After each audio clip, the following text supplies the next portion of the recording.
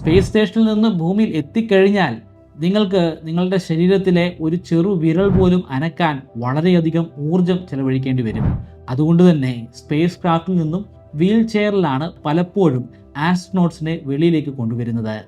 പിന്നീട് കുറേ അധികം നാളത്തെ പരിശീലനങ്ങൾക്ക് ശേഷം മാത്രമാണ് അവർക്ക് വീണ്ടും നടക്കാൻ സാധിക്കുന്നത്.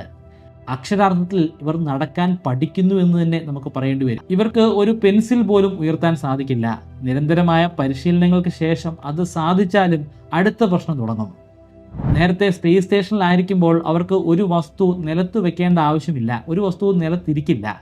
അവർക്ക് ശൂന്യതയിൽ ഇങ്ങനെ വസ്തുക്കളെ വെക്കാൻ സാധിക്കുമായിരുന്നു. ആ വസ്തുക്കൾ ഏതാണ്ട് അവിടെ തന്നെ നിൽക്കുകയും ചെയ്യും. പക്ഷേ ഭൂമിയിലും അതേ ഓർമ്മയിൽ അവർ ശൂന്യതയിൽ പേനയും പെൻസിലും ഒക്കെ വെക്കാൻ തുടങ്ങും. ആ പേനയും പെൻസിലും ശൂന്യതയിൽ നിൽക്കില്ലല്ലോ, അത് ഗ്രാവിറ്റി കാരണം നിലം പതിക്കുകയാണ് ചെയ്യുക.